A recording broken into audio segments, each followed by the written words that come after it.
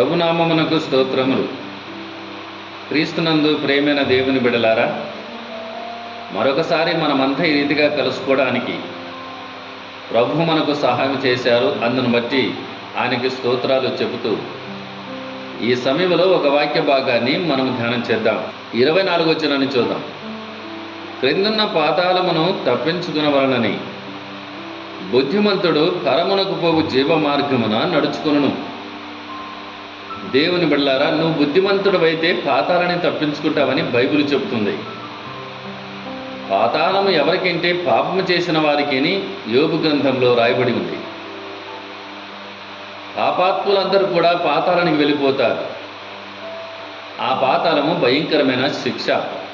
మత్తయి సువార్త 23:33లో నరక శిక్ష అని రాయబడి ఉంది.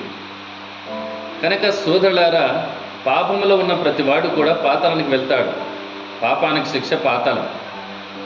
కనుక ఆ శిక్షను తప్పించడానికే పరలోకములో ఉన్న దేవుడు ఈ లోకానికి వచ్చి మన మీద ఉన్న పాప శిక్షనంతా శిలువలను అనుభవించి ప్రాణాన్ని త్యాగం చేసి మనకు రక్షణ ఇచ్చాడు. కనుక ఆ రక్షణను పొందుకొని నువ్వు బుద్ధిమంతుడవైతే ఆ పాతాలను తప్పించుకొని పరమునకు పో జీవ మార్గమును నడుచుకోవాలని దేవుని వాక్యము సెలవిస్తుంది. అత్యుకృప దేవుడు మనకు సహాయం చేయునుగాక. ఆమేన్.